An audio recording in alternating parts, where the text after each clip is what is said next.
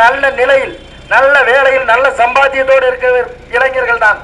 ஆனால் நாங்கள் ஏன் அரசியலுக்கு வர வேண்டும்? அப்படி எல்லாருமே அரசியலை விட்டு ஒதுக்கி போனால் பழைய சுரண்டக்கூடிய அந்த ஊழல் லஞ்சம் பெருகி போனவர்கள் தான் இந்த அரசியல் இருப்பார்கள். அவர்களுக்கு திரும்ப திரும்ப உங்கள் வாக்குகளை செலுத்தி கொண்டிருந்தால் பிறகு எப்படி நாடு நலமாக இருக்கும்? எங்களை போன்றவர்கள் வேலையை விட்டு படித்து ஊதியம் பெற்றுக் கொண்டிருந்தாலும் ஆர்வத்தோடு, பொதுநல சிந்தனையோடு, தொலைநோக்கு சிந்தனையோடு நல்ல படித்த இளைஞர்களை செந்தமிழன் அண்ணன் சீமான் அவர்கள் உங்களுக்கு வேட்பாளராக கொடுத்திருக்கிறார்.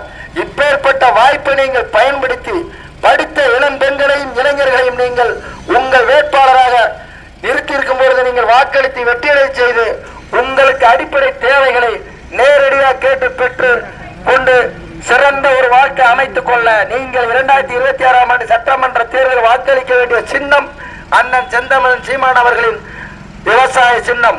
மறந்து விடாதீர்கள்.